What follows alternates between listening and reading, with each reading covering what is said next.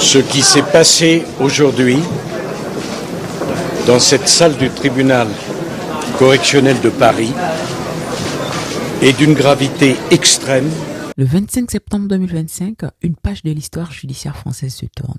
Nicolas Sarkozy, ancien président de la République, est condamné à 5 ans de prison ferme pour association de malfaiteurs dans l'affaire du financement libyen de sa campagne de 2007.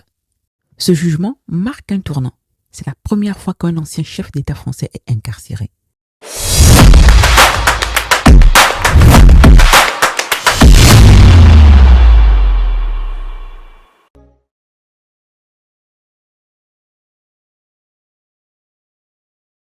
En 2007, Nicolas Sarkozy remporte l'élection présidentielle. Des soupçons émergent.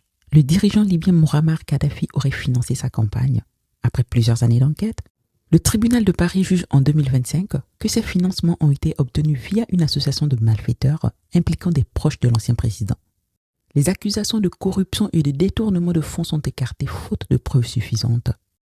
Quelques semaines avant le verdict, un coup de théâtre. Le principal accusé de l'affaire meurt subitement. Oui, Kadhafi a payé Sarkozy. Ce décès a bouleversé les procédures et l'audience et a ajouté une dimension dramatique à un procès déjà historique. Cette condamnation est inédite. Jamais un ancien président français n'avait été incarcéré. Elle soulève des questions sur la responsabilité des dirigeants politiques et sur la séparation des pouvoirs. Nicolas Sarkozy clame son innocence et dénonce une décision politique. Il a fait appel. Mais la peine est assortie d'un mandat de dépôt différé, ce qui signifie qu'il doit purger sa peine, sauf décision contraire en appel.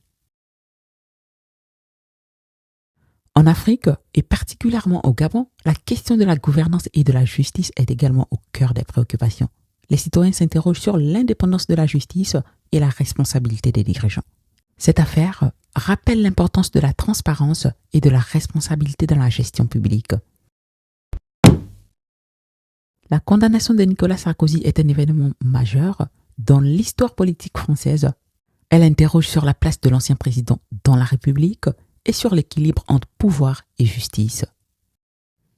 Et vous, pensez-vous que cette décision renforce la confiance des citoyens dans leurs institutions? Dites-le en commentaire, le débat est ouvert. À tantôt!